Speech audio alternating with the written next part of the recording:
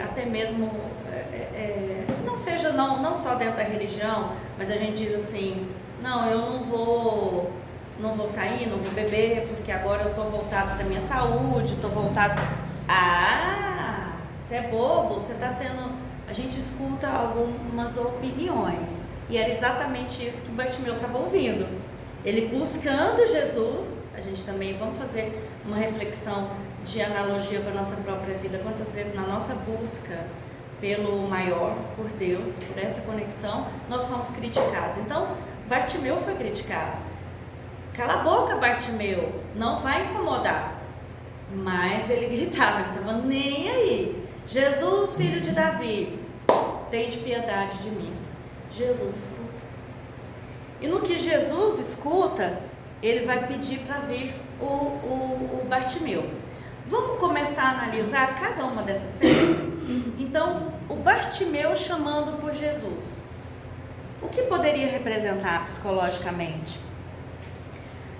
Primeiro, a situação de cego, de mendigo, apartado, porque na época de Jesus, eles tinham até uma capa, que era como se fosse um crachá de permissão de mendicância. Era uma profissão. Vamos fazer uma analogia, talvez, a questão do LOAS, não sei, tipo isso, né? Então ele era ajudado, ele tinha a autorização pelo governo para pedir. Então a capa, não sei, mas era nesse sentido, de ser a vítima. Então, se a gente interpretar psicologicamente, o cego, desde nascença, o Bartimeu, representa quem? Representa o coitado, o coitadinho. E aí, se a gente trouxer, eu quero fazer essa análise psicológica, não como crítica, mas quantas vezes nós nos colocamos no lugar do coitadinho? Diz que uma das fugas do eu, das máscaras, né, que nós enfrentamos na nossa vida, muitas vezes a gente não se posiciona no centro, a gente se posiciona ou no lugar do julgador ou no lugar da vítima.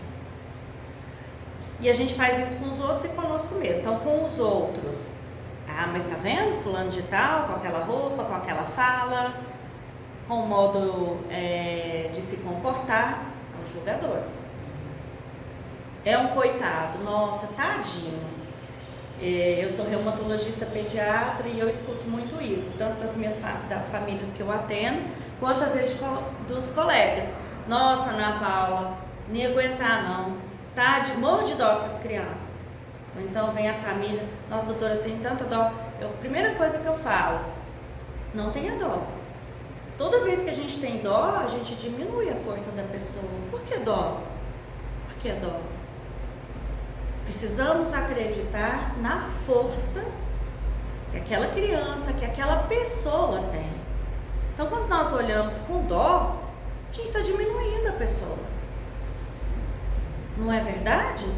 Quem garante que os meus padecimentos não são maiores, porque talvez eu não tenha nenhuma doença, nenhum problema nem de saúde, nem de dinheiro, nem familiar, e eu estou me achando o maravilhoso, estou com pena dos outros.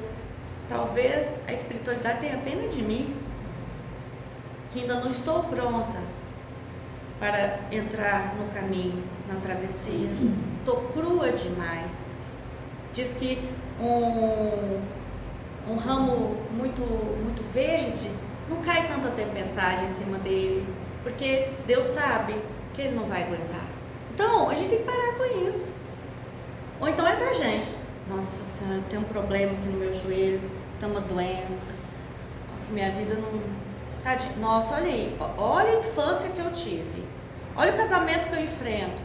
Coitadinho de mim. Essa é a postura da vítima, né?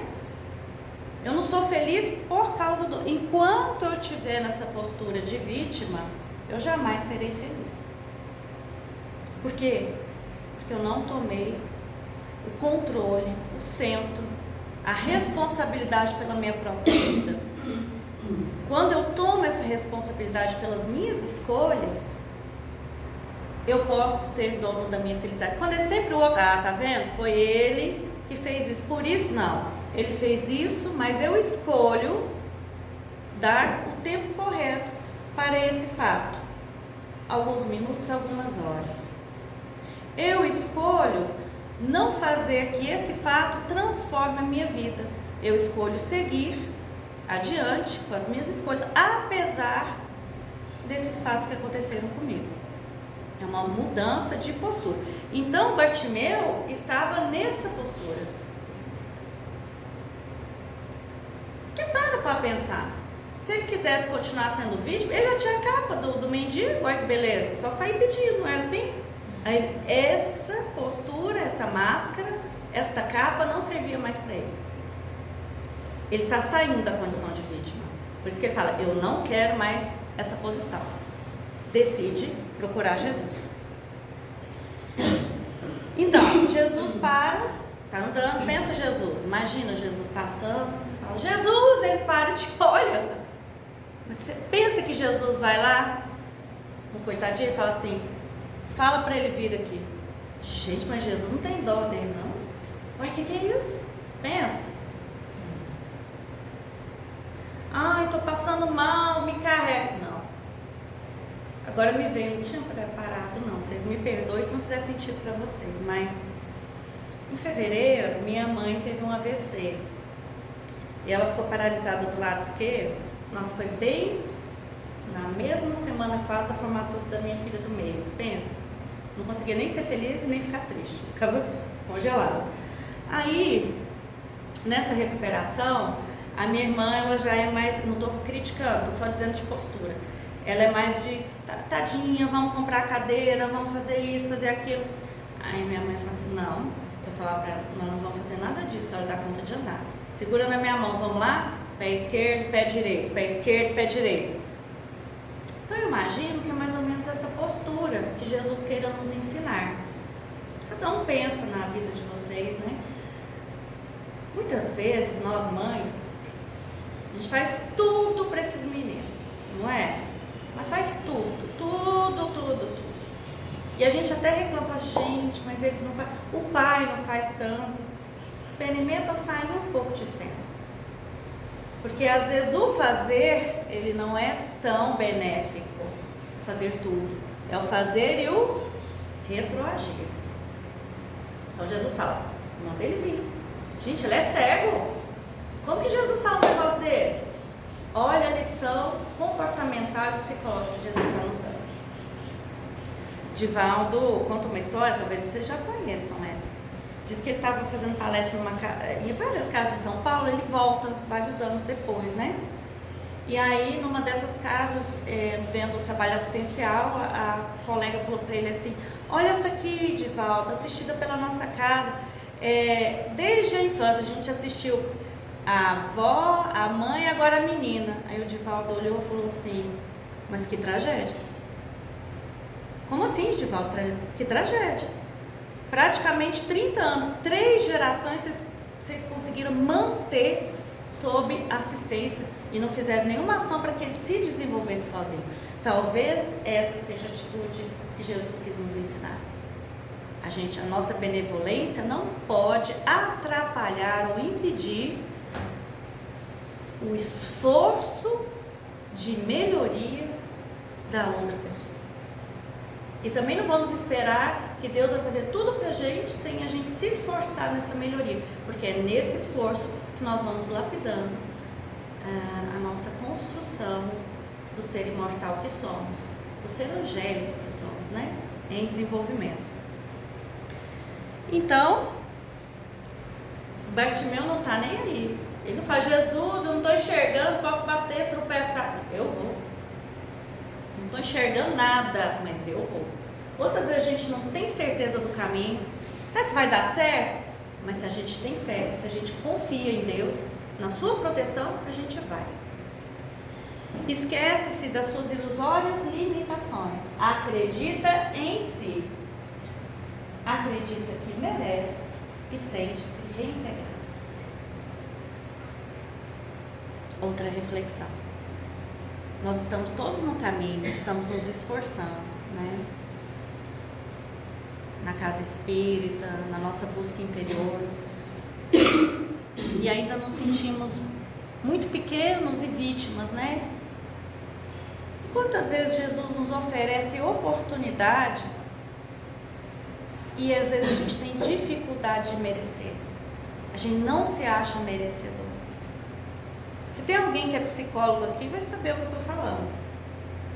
Muitas vezes o nosso inconsciente barra coisas muito boas que poderiam acontecer na nossa vida. Ascensão material, a constelação sistêmica diz isso, né? Muitas vezes a gente está ali preso ao padrão, a gente não se sente merecedor porque talvez os nossos pais passaram muita dificuldade. E aí nesse movimento da gente progredir, a gente não se sente lá no fundo merecedor. A gente fala da boca para fora, eu mereço. E na cura? Quantas vezes a gente está ali tomando um remédio, mas a gente está revoltado, a gente pensa, nossa, mas por que foi me atingir logo agora? Por que isso aconteceu comigo? Ah, deve ser culpa de alguém, culpa minha, me martirizando. E eu não acredito em mim. Eu não acredito que eu posso sim desenvolver virtudes. Se eu errei nessa vida ou na vida passada, tudo bem, quem nunca errou? Muitas vezes a gente não acredita em nós, mas Jesus acredita.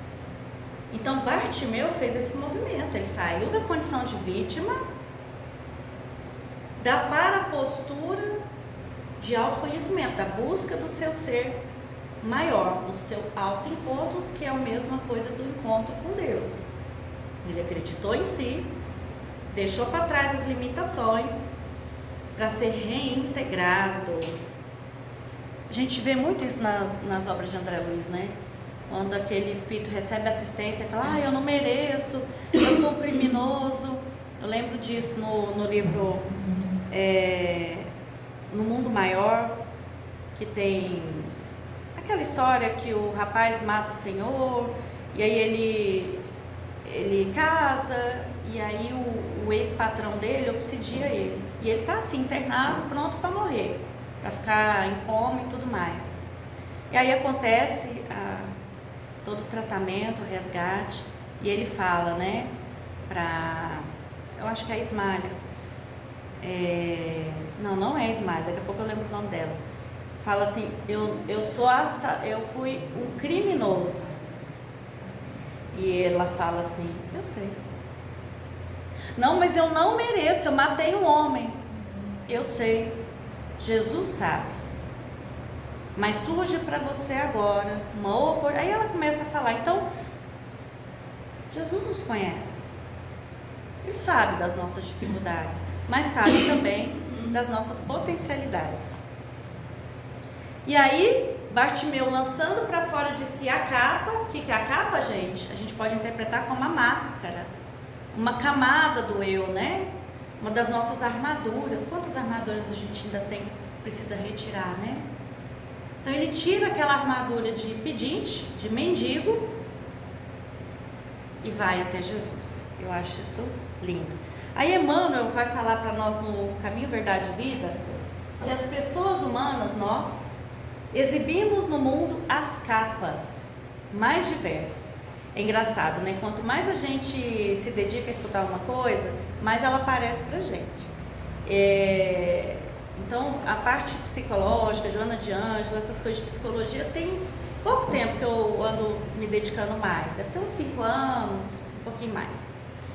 Mas, quase 30, mais de 30 anos, mais as coisas científicas, Emmanuel e André Luiz.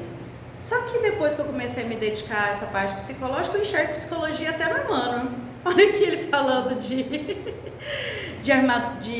essas capas representam, né, as fugas do eu, né, as máscaras que Jung e Freud falavam.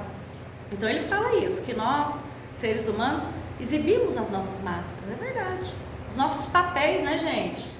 Igual eu cheguei aqui, vocês me chamaram de doutora, mas isso é uma das minhas máscaras, uma das minhas formas de apresentar. Eu não sou o tempo todo médica, eu sou também mãe, tenho vários papéis. E além desses papéis, tem uma Ana Paula, que está precisando eu estou tentando me descobrir. E esse é o nosso trabalho, né? Existem mantos de reis, olha só, isso aqui é Emmanuel. e de mendigos. Quantas pessoas se acham, né? A propriedade, a autoridade, né?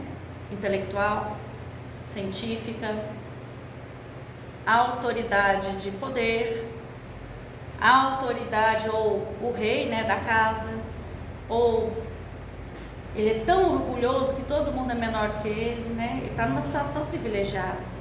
Outras tantas a gente tem manto de mendigo. Isso é Emmanuel falando. Raros os que não colam ao rosto a máscara da própria conveniência. Depende da hora, né? Depende da hora, eu sou de um jeito, do outro, como me convir. E aí, isso aqui a gente já falou, né? Da importância do nosso autoconhecimento. Essa passagem de Jesus nos conclama, né? Nos chama para que nós possamos retirar as máscaras. Mas só tira uma máscara quando a gente reconhece. E se eu me confundir com a minha máscara? Né? Eu não estou mendigo, não estou com a capa de mendigo, eu sou o próprio mendigo, então não tem capa nenhuma para tirar. Não é? Então, o autoconhecimento, a gente precisa se conhecer, porque muitas vezes o problema é sempre o outro. Né? Eu estou irritada, nossa, hoje o meu dia foi terrível, mas também a vizinha colocou o lixo na porta da minha casa, o elevador quebrou comigo, eu estava passando, a mulher não sabe dirigir, fechou o meu carro, né? Ainda chego lá no hospital, todo mundo não sabe fazer o serviço dele direito. O que vocês acham?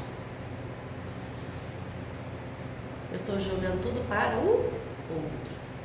Cuidado, quando vocês estiverem nessa postura, volta um pouquinho, respira com o abdômen 5 vezes, fala, opa, pera lá, por que eu estou irritada? Talvez eu esteja irritada porque eu saí atrasada, estava preocupada com o horário e topei bem com o lixo aqui na minha porta. Que tal eu chegar na vizinha e dizer, olha, por favor, não coloque mais aqui? Pronto, tirei esse problema da minha cabeça e vou seguir em frente. Esse é o exercício da gente reconhecer o que é meu problema, o que é o problema do outro, o que é o problema do universo. Se o hospital está um peteco, eu vou dar conta de resolver? Talvez naquele momento eu possa falar, gente, por favor, vamos manter a calma, né? Às vezes a gente está no pronto-socorro, tá todo mundo gritando, opa, calma, tá tudo sob controle, fulano, toma conta disso, daquilo, ops, vocês ficam quietos. Calmou, dependeu de mim. Mas se não depende de mim, é lá fora, não posso fazer nada. Adianta eu ficar nervosa porque meu filho, porque o meu marido ou minha esposa está bebendo, usando droga, e eu acho isso errado? Sinceramente, essa pessoa só vai parar o dia que ela quiser. O que você pode fazer? Você pode fazer igual a Santa Mônica, que orou 27 anos por Santo Agostinho. E você pode fazer, você pode pôr limite, ó, aqui na minha frente eu não quero isso. Mas você vai dar conta de fazer a pessoa parar? Só se ela quiser. Só se ela quiser. Adianta eu ficar nervosa porque está tendo guerra mundial, por causa do dólar? Eu consigo resolver isso? Não. Então entrega esse problema, que não é seu, para quem tem que resolver. Bom, entretanto, se alguém deseja sinceramente a aproximação de Jesus para a recepção de benefícios duradouros, somos todos nós, lance fora de si a capa do mundo transitório e apresente-se ao Senhor, tal como você é.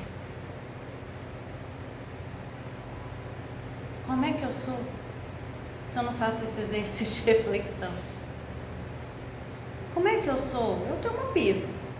Para mim, se vocês quiserem, eu compartilho com vocês. Se servir, pode usar. Eu sou uma pessoa cheia de sombra, mas também cheia de luz. Não tem ninguém melhor do que eu e ninguém pior do que eu.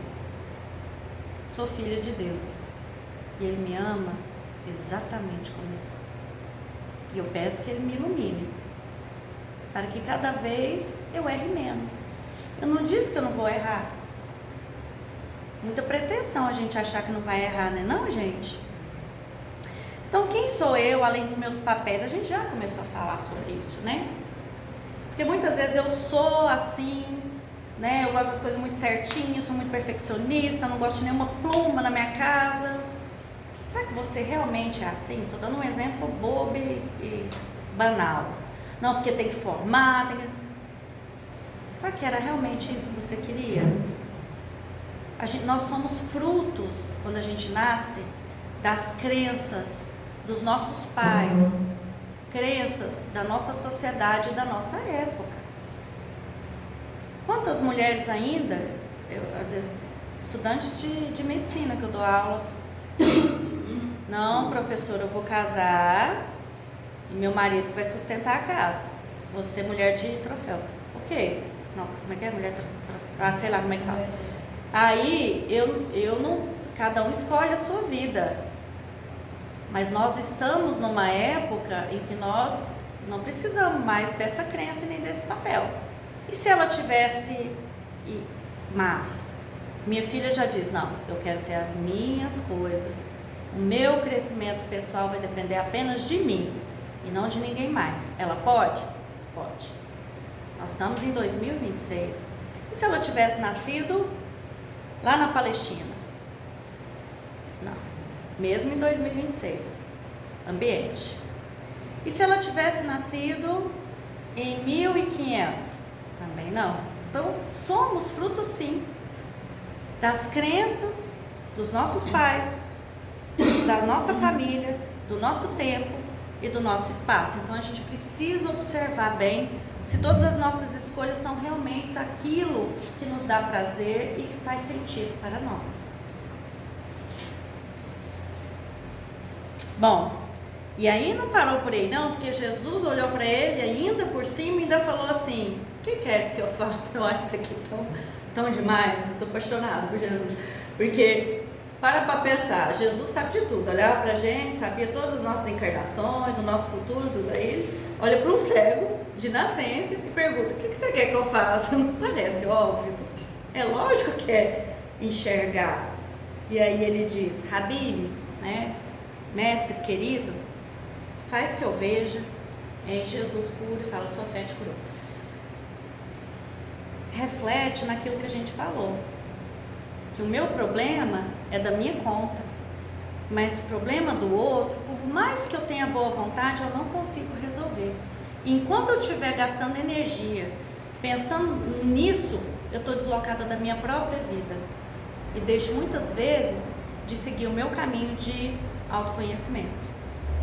Você está lá preocupado com a sua colega de trabalho, mas hoje não tem capimento, o que ela fez? 20 anos falando disso. Você perdeu 20 anos da sua vida, porque quando você estava olhando para ela, você esqueceu de olhar para você, ver as suas necessidades, os seus traumas, as suas feridas que precisavam de conforto, que precisavam de cuidado. Então, o que queres que eu faça? Eu aprendi isso com Jesus. A pessoa vem, às vezes ela começa a falar um problema. O que você quer? Porque às vezes no meu impulso para resolver para todo mundo, a perfil da salvadora, né? Que também está errado. O papel de vítima está errado, salvadora também quer fazer tudo por todo mundo.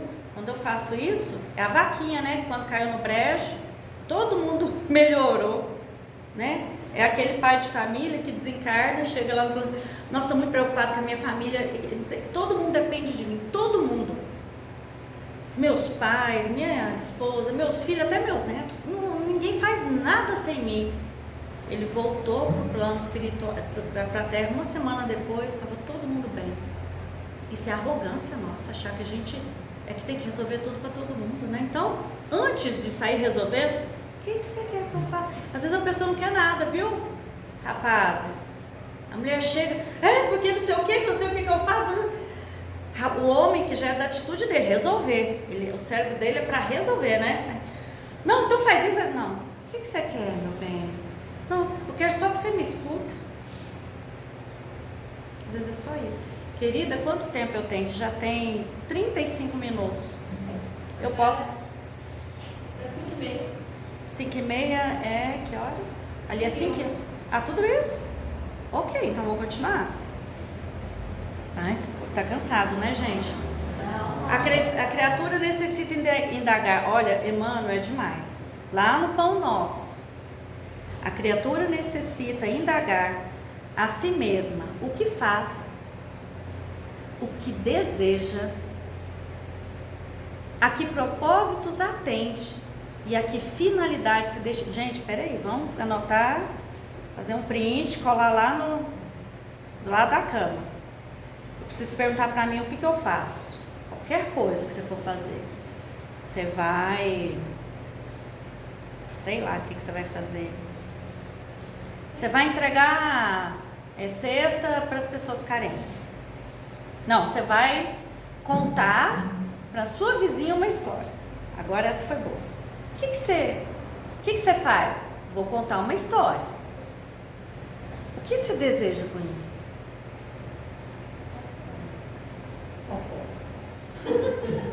Pode ser fofoca. Pode ser mais o quê? Pode ser mostrar para ela que eu tô certa. Pode ser criticar. O que mais? Pode ser fazer ela brigar com a irmã dela. Olha só, o que você deseja? Eu desejo que ela me admire. Eu desejo ser reconhecida. Não, eu quero só criar vínculo. Ah, ok, então agora foi. A que propósito você atende? Qual a finalidade? Sabe por quê? Porque o que a gente deseja... Olha, a gente pensa que orar é só ficar lá falando, rezando. Não. A gente aprende no Evangelho com Emmanuel e com André Luiz que a verdadeira oração é o nosso estado íntimo. O que é o nosso estado íntimo? É o que a gente está desejando. Você está desejando o dia inteirinho ganhar na loteria, né? Comprar não sei quantas, mas o dia inteiro. Não é assim de vez em quando, não. Porque é normal a gente pensar em tudo. Nós estamos encarnados, a gente tem que pensar em coisas materiais também. Mas é o dia inteiro pensando em como você vai fazer isso. E você nem preocupa se você está levando uma vantagenzinha aqui ou ali. O que é que tem? Todo mundo faz, né? E está lá rezando. Inclusive pedindo a Deus para te ajudar. Você não está rezando, porque a sua reza é ganhar dinheiro. Então, lá no Ação e Reação tem um capítulo que os obsediadores, né, os hipnotizadores, obsessores e hipnotizadores, eles estudam a nossa mente e eles observam qual é o padrão de vibração mais frequente que a gente vibra, que é o nosso, eles falam, centro de desejo. Tem um outro que o centro de desejo é a nível sexual, o outro é a nível de comida, enfim. Então, é isso. Então, o que a gente está desejando o tempo todo? Né? Eu acho que vale a pena a gente fazer essas reflexões de vez em quando, né? Não precisa ser toda hora, senão a gente vai ficar louco, né? A gente ainda está muito longe do nosso destino. Então, vou trazer uma historinha nesse livro nosso, Inquisição e o Outro Lado. Tem alguém que tem esse livro? Ele está esgotado na FEGO. Alguém falou alguma coisa? Eu não vi.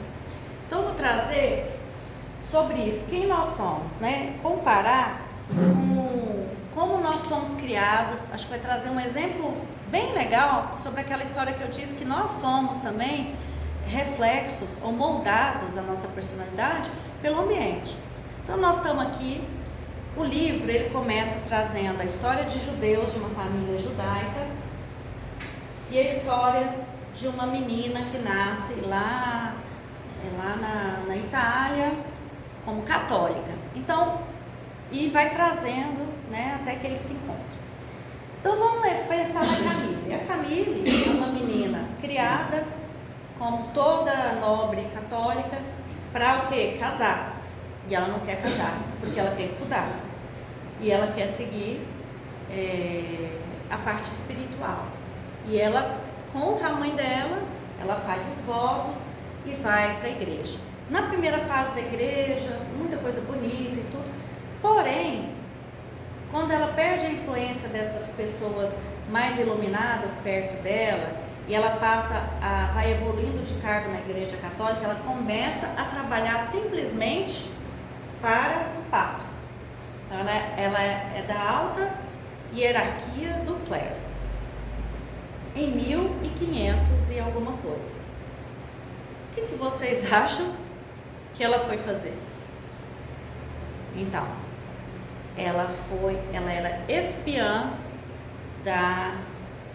do Papa, né, ali do clero, e ela foi mandada para o reino da França para descobrir essas questões de huguenotes, que era quem estava se tornando evangélico, né, para descobrir pessoas que estavam fora das normas da Inquisição.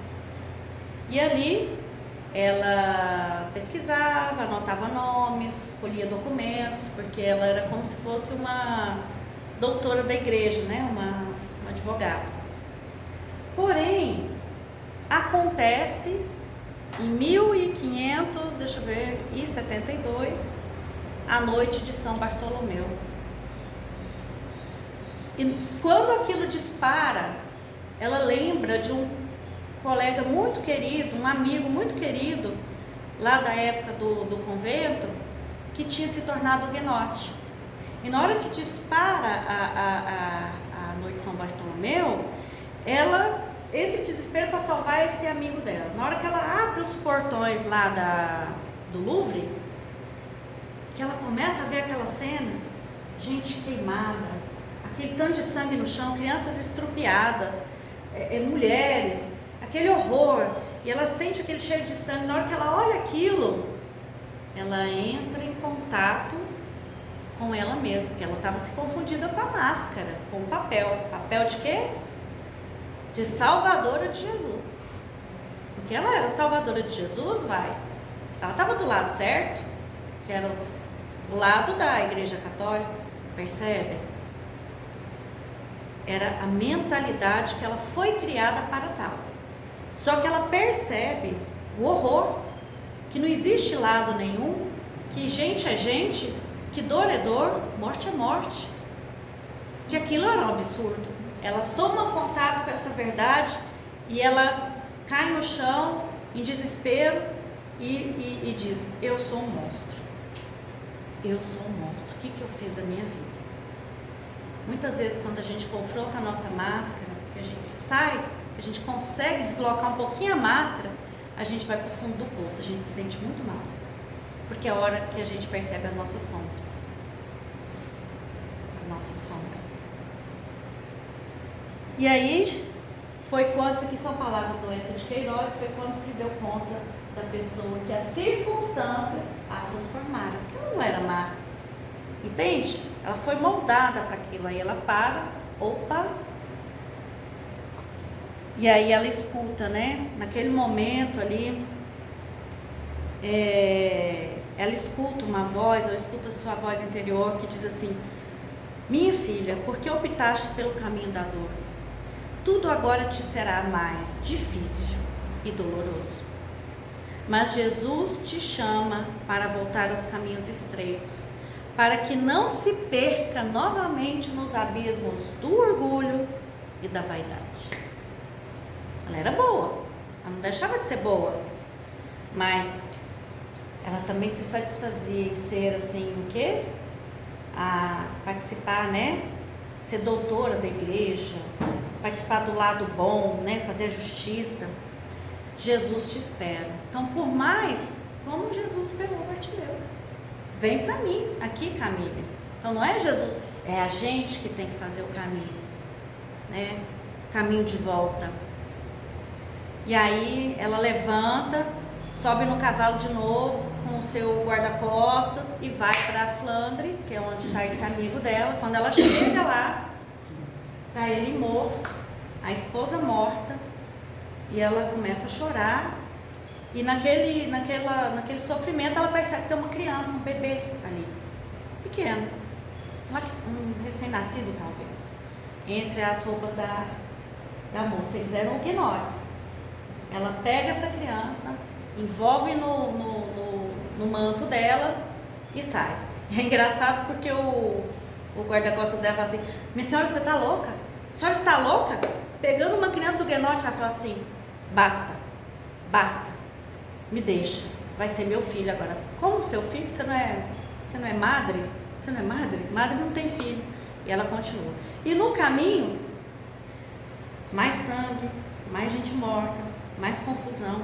Ela vê uma carruagem e se aproxima, ela e o guarda-costas dela. E tem uma adolescente debaixo dela chorando. E eles acolhem essa criança, que é judia, e ela olha para essa criança e percebe a magreza, o sofrimento, e pergunta: minha filha, cadê seus pais? Morreram na noite de São Bartolomeu. E aí ela faz todo um processo, né, de deixar a Inquisição, e ela consegue deixar, e tem suas consequências, porque deixar a Inquisição não é brincadeira não, né? Brigar com o Vaticano não é brincadeira. Mas aí eu deixo as cenas para os próximos capítulos para vocês lerem o livro, beleza? E aí tem uma frase que me chama muita atenção, e fala assim, o S: o espírito errante caminha por trilhas tortuosas e inexoravelmente volta ao Pai, porque o sofrimento lhe é doloroso, qual uma noite escura sem estrelas. Não adianta.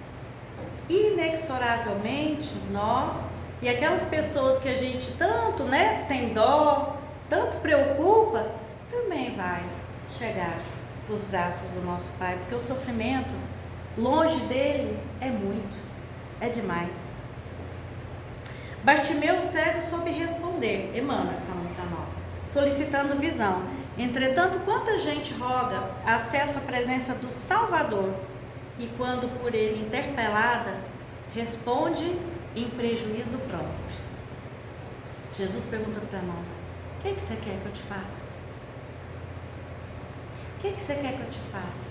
Eu quero que você vai lá, ajeita a vida e fala: desperdiçou, era para você. O que você quer que eu te faça? Não, eu quero ter muitas casas, ganhar muito dinheiro.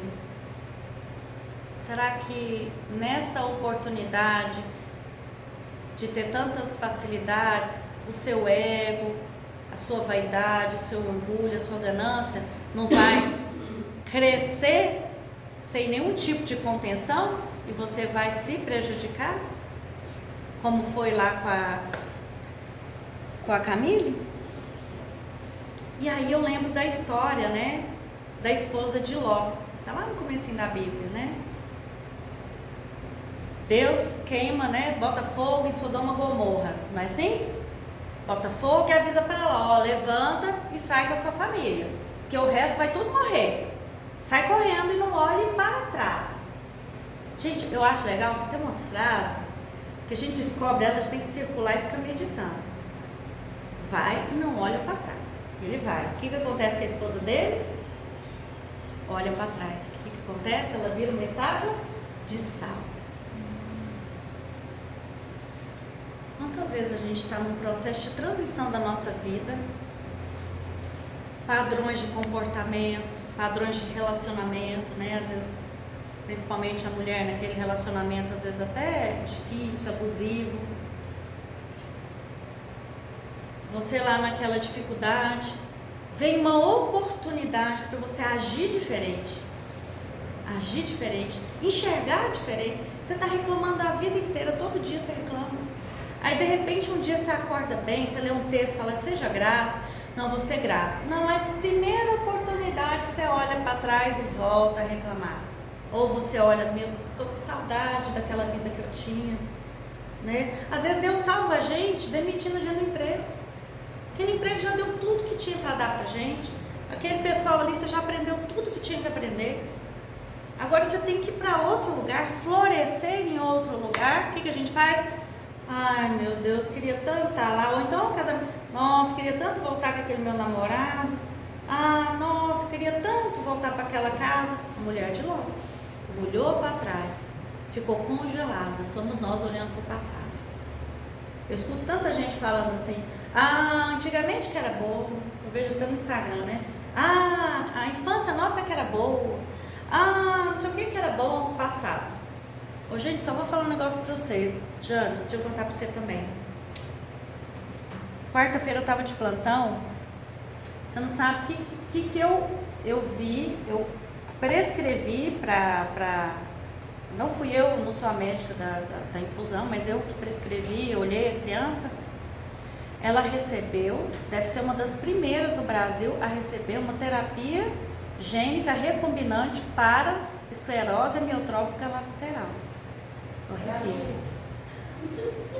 Sabe aquela doença que você vai paralisando, paralisa tudo, você morre assim, ó, sem força nenhuma, que ela é inexorável, não tem cura, não tem cura. Quando eu fiz minha residência, 30 anos atrás, não tinha cura. Até pouco tempo atrás não tinha cura. Era uma tristeza. Você pegar um diagnóstico, assim, era muito triste você ver, às vezes, um adolescente de 14 anos tendo essa doença, ele vai evoluindo até perder todas as forças e não mexer mais nada, até falecer. Não é assim? Não tinha cura. Chegou a terapia gênica recombinante que vai reverter isso. Então, como a gente pode achar que o mundo sendo governado por Jesus está piorando? Algumas coisas estão, mas a gente tem que confiar que o timoneiro está cuidando de tudo. Então é isso, a gente não pode ser a esposa de Ló que fica olhando para trás, porque a gente não vê o que nos aguarda.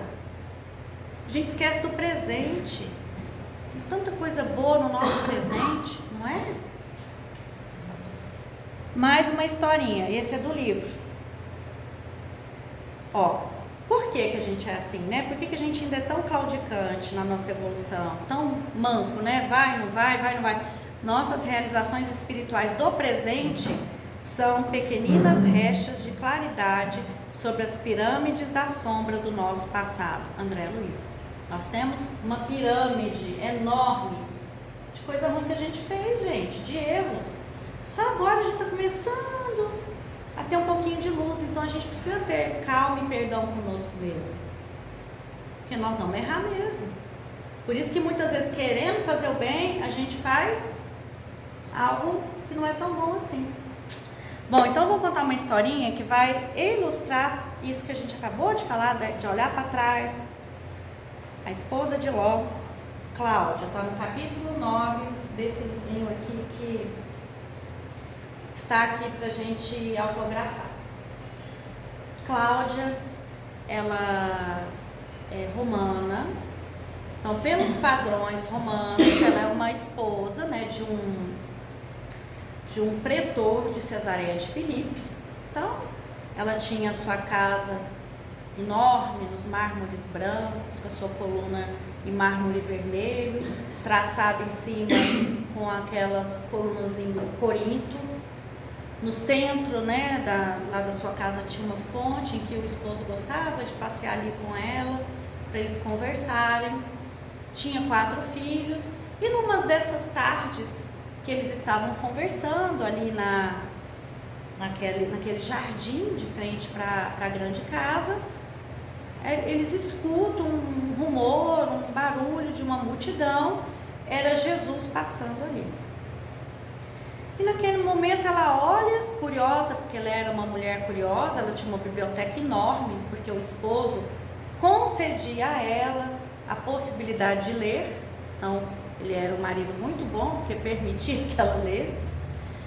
E ela fala, nossa, às vezes eu tenho vontade de ir lá conhecer esse que dizem que é o Messias. Ele fala, Cláudia, mas que bobagem. Nós somos pessoas da alta, né, aristocracia, somos seres inteligentes, não vamos nos misturar com pessoas de mente pequena. Passou. Só que não passou a curiosidade de Cláudia. Ela pegou os ajudantes dela lá, pegou um monte de coisa e foi lá, mandou descobrir onde é que estava Jesus reunido com os discípulos, naquela passagem de Cesareia de Filipe, e ela vai lá encontrar Jesus. Só que ela não consegue chegar, ela olha de longe e fica ali parada, olhando para ele, e Jesus olha para ela e fala, Cláudia, o que queres? E aí, com o magnetismo de Jesus, ela consegue se aproximar e fala assim, trouxe algumas coisas para auxiliar na divulgação da sua boa nova, quero ajudar, quero participar. E ele fala assim: o tesouro que me interessa é o vaso limpo do coração. Já deu uma nela. Porque talvez o que ela estava falando não estava condizente, né? Lembra? Observa o que deseja, a que queres e qual finalidade. Provavelmente ela queria só participar e continuar na mesma vida. Não sei, não está descrito no livro. E ela fala: eu quero te seguir. E ele fala assim para ela: a luta que trago é aquela que travamos conosco mesmo, com as nossas paixões, com arquétipos antigos. Olha o que é arquétipos antigos: as máscaras, as capas, o modo operandus que a gente costuma dizer. Não, mas eu faço sempre assim, para mim o certo é assim. Será? Será? Né? Ana Maria Braga esses dias falou que existem mais de 200 formas de lavar a louça. Sabia disso? Né? Por exemplo, eu nem lavo a louça, porque às vezes minha irmã fala assim: não é assim não, pode deixar. Então o jeito que ela lava, empilha os pratos aqui, não sei o que, tá. Outra pessoa lava um, enxuga e guarda. Não, outro só lava. E aí? Qual que é o jeito certo? Né? E a gente anda briga com os outros, porque fala: nossa, você está fazendo tudo errado. Errado como? O que é errado? Né? Então os arquétipos a gente vai transformando. Já vai percebendo que coisas que a gente gostava antes não gosta mais. As coisas que nos faziam sofrer hoje parecem bobagem. Você fala assim: nossa, mas que bobagem, por que eu perdi tanto tempo com isso? Então, com os arquétipos antigos, para a construção de um novo ser. Até quando, Cláudia, deixará que as convenções humanas sufoquem a luz que lhe sustenta? Jesus falando para ela: até quando você vai deixar que as convenções humanas... Você já viu tanto que a gente preocupa com a opinião dos outros? O que eles vão falar de mim? Mas o que eles vão pensar? O que eles vão pensar de mim com essa roupa, com esse cabelo? Ou tantas outras coisas. É preciso deixar que o broto rompa a casca. Ou seja, a Cláudia não estava pronta naquele momento. É aquilo que eu falei: o broto rompa a casca. Lembra quando eu falei tadinho, que a gente falou assim: às vezes a gente ainda não está pronto para romper a casca? Ela foi embora para casa. Ali Jesus foi crucificado, ela já ficou diferente. Ela já não se portava à mesa, os jantares eram enfadonhos para ela. Ela já não tinha mais, não achava mais sentido naquelas festas, naqueles hábitos. Foi definhando. E aconteceram algumas situações ali que ela resolveu fugir de casa. Só que o marido descobre. Quando ele descobre, ele que tratava ela muito bem, né? Prende ela num quarto escuro, bate muito nela, bate bastante nela como castigo, e era aprovado na época, né? Porque o marido podia educar as esposas naquela época. Olha, produto da sua época. E ali ele larga ela. Então, aí dali a gente já percebe que esse amor era mais um troféu, né? Que ele gostava de exibir. Ela era bonita, mais nova do que ele, inteligente, agradável. Não lhe servia mais. Ali ela ficou meses. Até que o seu eunuco, que servia, mandou chamar o marido, falou: olha, a senhora não está bem, ela arde em febre e tem manchas roxas, né, na pele dela. Quando ele olha, lepra. Lepra, o que a gente faz? Joga para fora. Joga no vale dos enjeitados.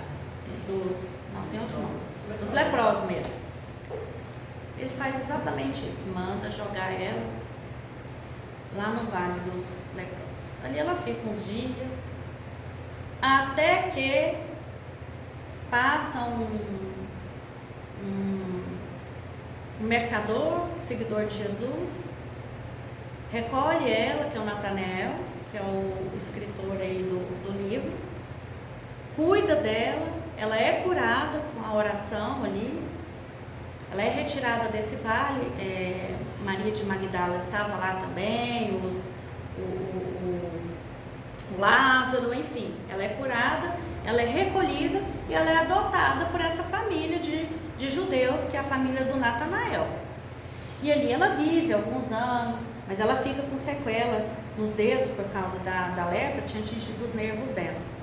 E aí ela tem a oportunidade, porque eles eram seguidores de Jesus, tinha as cartas de Paulo, tinha os evangelhos, como ela sabia ler e escrever, ela teve a oportunidade de transcrever algumas. Só que passados muitos anos ela não se sentia bem lá, porque ela olhava o chão era batido, a cama, gente, era aquelas palhas, né? Não tinha nem lugar para colocar a cabeça, quente, e ela lembrava da casa dela, do mármore, dos espaços, do frescor, né? da facilidade que ela tinha na vida dela. Fora que ela sentia falta dos filhos, ela sentia falta. Ela tinha uma família ali que cuidava dela, que era a família de Jesus, mas ela sentia falta da família, né? Apego, né? As nossas relações, a gente muitas vezes lá vai para o plano espiritual, não se sente bem, né? Então o nosso amor apego, a gente quer quem é do nosso sangue, quem não for não adianta. E ela quis voltar. No que ela volta, ela consegue um jeito de voltar, ela bate na porta da casa dela, e lá de longe ela vê o filho que era pequeno, um grande jovem, era Marcos. E ele grita lá, quem é? Sou eu, meu filho, sua mãe, não te conheço. E logo vem a sogra, né, a ex-sogra, e fala, meu filho já faleceu. E fala pro menino, né? Não dê guarita, permissão para essas pessoas que não têm dignidade, porque ela tentou fugir, né? Jesus e tudo, e aconteceu tudo isso. E ele fala para ela assim, não te conheço, vá te via, quer dizer, vai embora. E aí o chat GPT fez essa cena para mim, dela saindo da casa, né? Ali o chão cai para ela, cai tudo que ela pensava que era a felicidade dela. Nós começamos aqui a fala falando de felicidade, né? Então, às vezes a gente acha que a nossa felicidade é estar lá, naquela casa, naquela construção familiar, que provavelmente não tinha nem amor, era só papéis. E ela sofria para voltar ali, né? A esposa de Ló queria olhar para trás, sendo que ela estava, gente, um discípulo de Jesus. Aí ali, tudo que ela pensava que era certo, tudo que ela gostava ruiu, caiu no chão. Ali, o coração dela se despedaçou. E aí ela escuta a voz de Jesus. Cláudia, agora sim rompe-se a casca. A primeira rachadura. Não é que ela ficou, né, toda aberta, não. Do seu orgulho pueril. Lembra-se de perdoar e seguir. Perdoar quem, gente? Perdoar o esposo. Perdoar a sogra que fez a cabeça do filho, anos e anos. Perdoar o filho.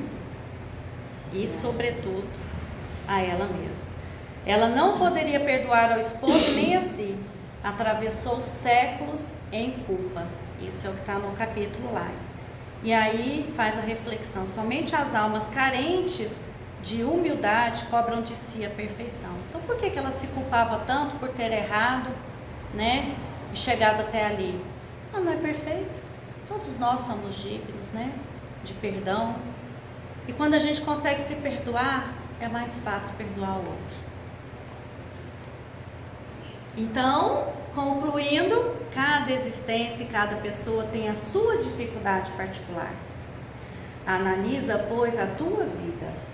Situa os teus aguilhões, os seus espinhos, tá? Aquilo que te incomoda, e não te voltes contra eles. Não adianta você ficar nervoso porque você é orgulhoso. Calma. Devagarzinho você vai colocando mais luz dentro de si, né? Então, que o Senhor, portanto, nos faça enxergar todos os fenômenos e situações, pessoas e coisas, com amor e justiça, e possuiremos o necessário a nossa alegria moral. Que assim seja, que nós possamos encontrar, né, o nosso caminho, tirar as nossas capas, né, e ir até Jesus. Muito obrigada. Amém.